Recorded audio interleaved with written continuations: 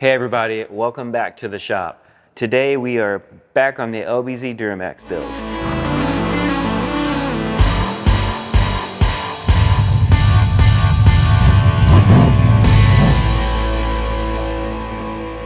In the last episode we got all of the valves and the springs installed and the heads on the motor. And today we're going to finish up the valve train by installing the push rods, rocker bridges, and rocker shaft assembly. After that we'll get the CP3 pump installed and then some shiny bits. I have the intake runners, water neck, thermostat, Y bridge, and back here in the paint booth I have the upper and lower valve covers, and we'll try to get those installed today as well. Hey guys, I want to give a quick shout out to Lincoln Diesel Specialties. All of the gaskets and seals and the ARP head studs, I got that from these guys. Super awesome customer service, shipping was super fast, so highly recommend if you're doing a Duramax build or any diesel build really, give these guys a call. I'll leave their information in the description below. Alright, first thing we're going to do is install the push rods. So what I'm using here is Stay Lube's engine assembly lube. This is the extreme pressure anti-seize flavor. So you want to put some on the ball and in the cup on each one of these. And this is going to protect these components on first startup before the engine builds any oil pressure. So once they're all lubed up on the ball end and the cup end, you can go ahead and slide them down so that they make contact with the lifter. And you want to feel around in there and make sure that it's seated in the lifter cup.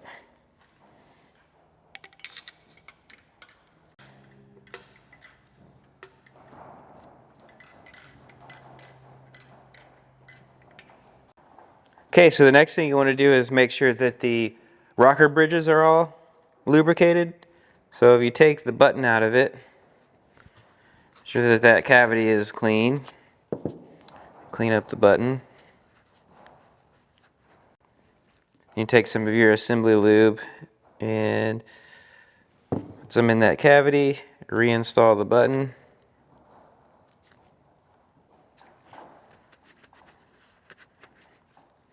You're good to go. Let's get these guys installed. Before you install your rocker bridges on the valves here, I want to put a little bit of the assembly lube on the top of the valve because this is where that rocker bridge is going to sit.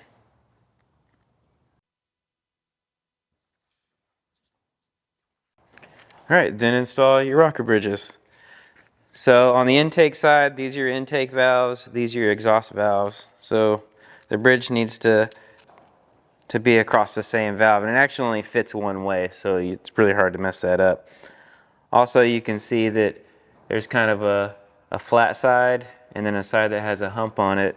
So the flat side is going to go towards where the injector goes right here. And that's just to give clearance so that the injector can exist in this space.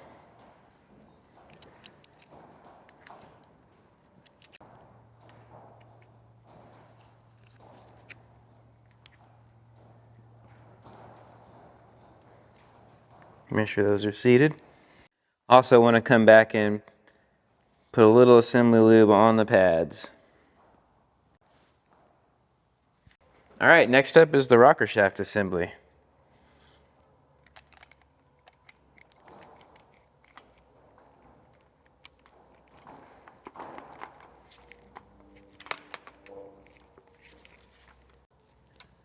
Make sure all the rockers are lined up with the push rods.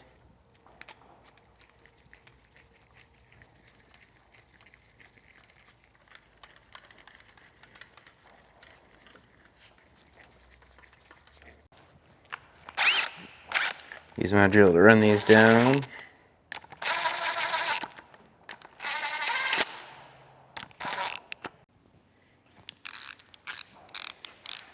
The torque value for the shaft rocker bolts is 30 foot-pounds.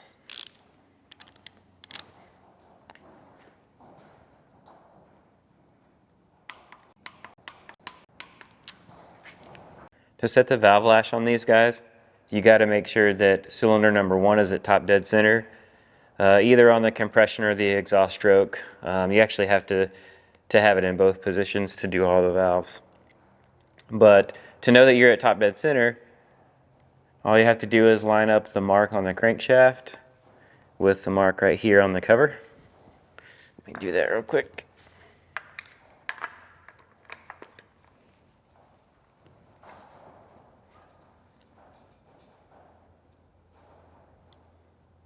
All right, so now those marks are lined up. We know that cylinder number 1's at top dead center, but you don't know if it's on the exhaust stroke or on the compression stroke. So what's cool is there's a little cover that you can remove on the front cover of these engines. And if you look inside there, I'm not sure if you can see it. Yeah, you can a little bit. There's a little hole, and that hole is letting me know that cylinder number 1 is at top dead center on the exhaust stroke right now. If we were on the compression stroke, you'd see the reluctor wheel there. There wouldn't be a hole. I went around another full revolution on the crank to where the marks are lined back up again. So now we are at top dead center on cylinder 1, but on the compression stroke now, and you can see it's just the reluctor wheel in there. Okay, so now that we are at top dead center on the compression stroke for cylinder 1, the cam is in the right place for us to set the valve lash for number 2 cylinder exhaust valve, number 6 cylinder intake valve, and number 8 cylinder exhaust valve. So let's do that right now.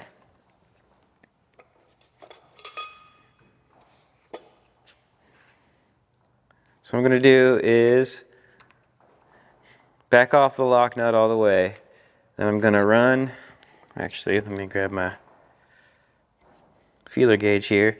So the spec is 12 thousandths lash cold between the rocker and the rocker bridge. So I'm going to run my adjuster all the way down until it makes contact where I can't move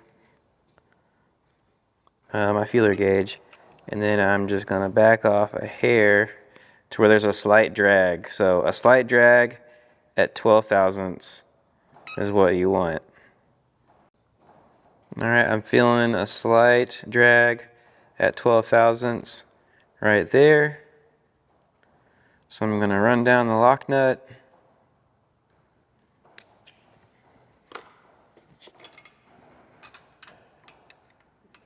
And go ahead and tighten that down.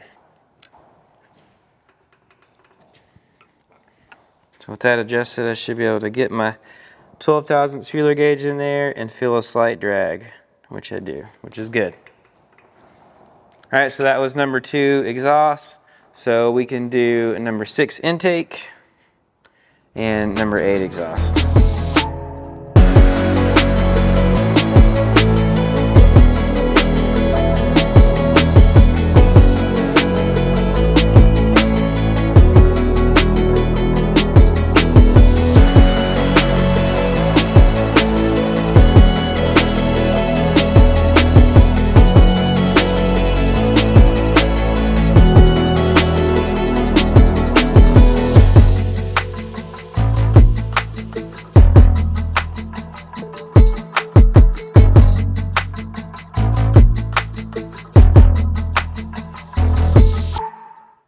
And the torque value for these lock nuts is 16 foot-pounds.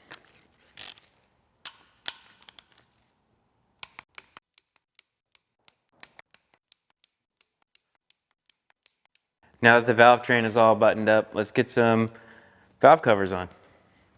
Gotta throw some gaskets on.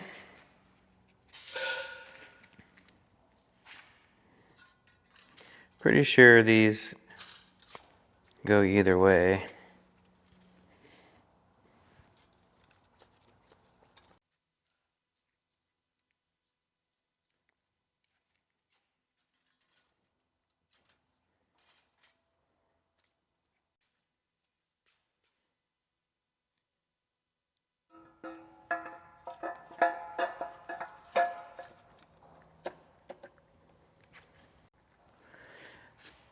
This is the part that I love the most.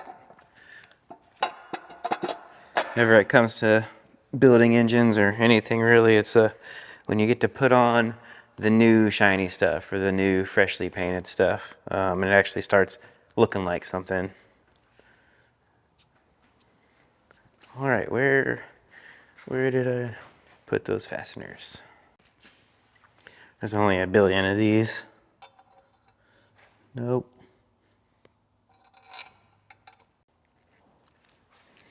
There's two lengths of fasteners for these guys. There's short ones that go on the perimeter and these longer ones, 4 on each side, that go right in the middle.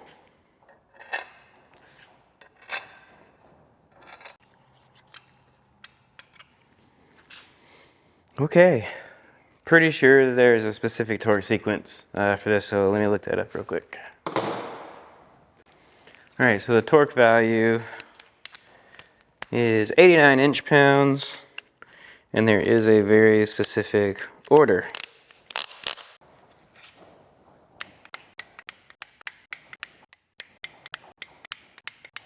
(16). 89 inch-pounds doesn't feel like much. All right, other side. All right, next up is the upper valve cover. These are a little bit different. These have a rubber gasket that needs to get put in there. Looking for context clues here. All right, so there's all these little points.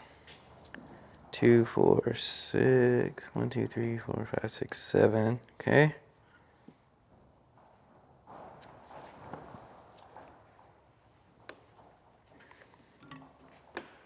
So maybe it's like this. So far, lining up.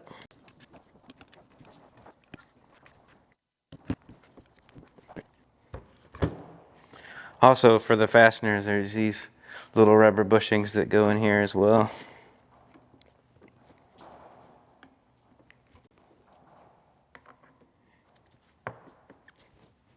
All right.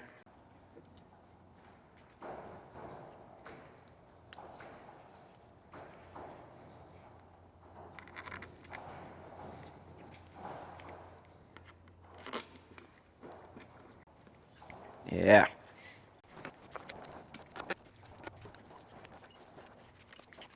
For the upper valve cover bolts, it's 71 inch-pounds 2 times.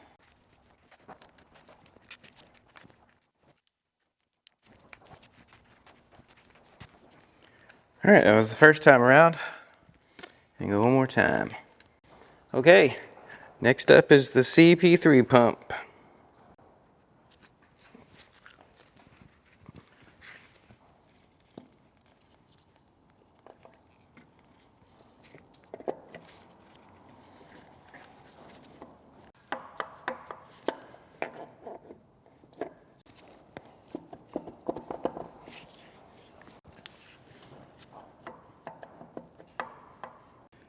Definitely not wanting to cooperate. Sometimes you gotta turn the sprocket just a little bit to get the teeth to line up. I'm gonna lube that up a little bit better. All right, let's try again.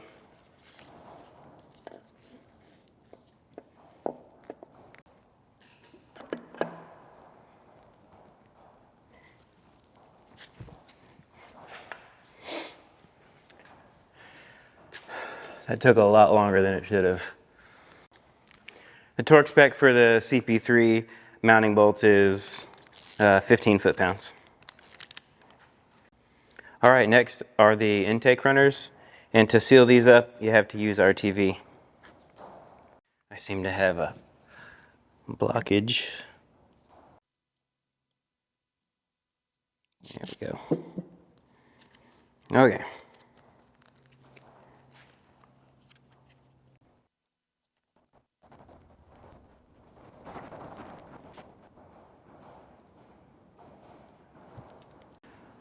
All right, I think this is the driver's side. Yep.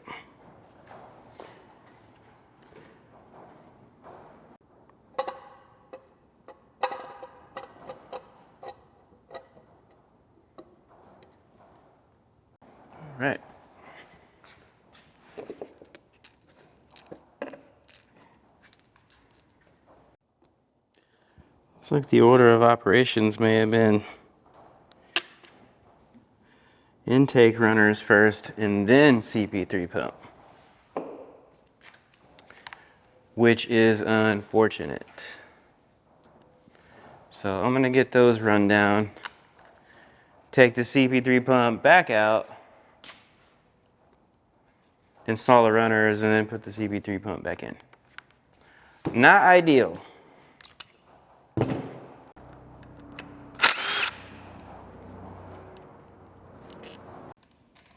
Good enough? Yeah. Cool, didn't have to take it all the way out, just had to rock it over just enough. And getting it started may be a problem.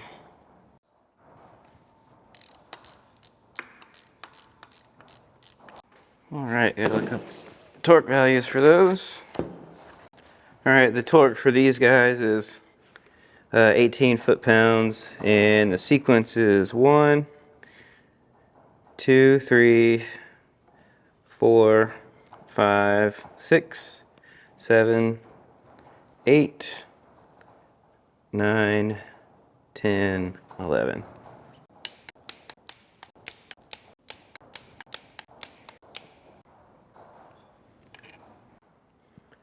All right, we have all the valve covers on and the intake runners on. Starting to look like an engine. Let me know what you guys think. I was thinking about doing it all orange, but then I decided to go two-tone with the orange and the silver. All right, next up is to get the water neck and the thermostat housing done. All right, first let's throw our gaskets on.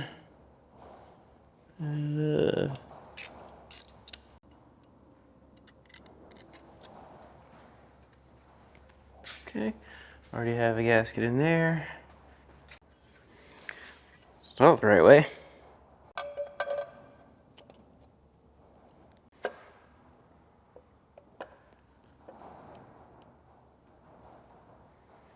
Something like that.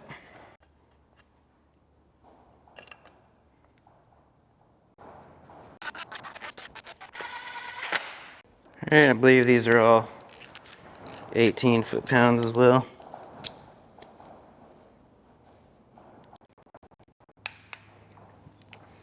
All right.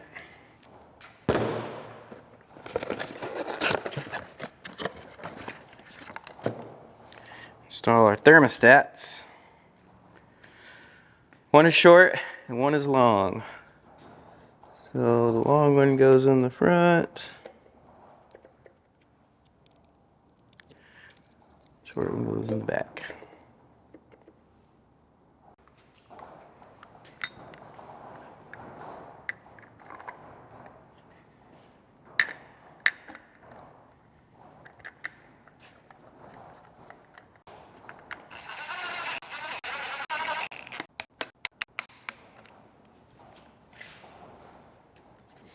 Sweet.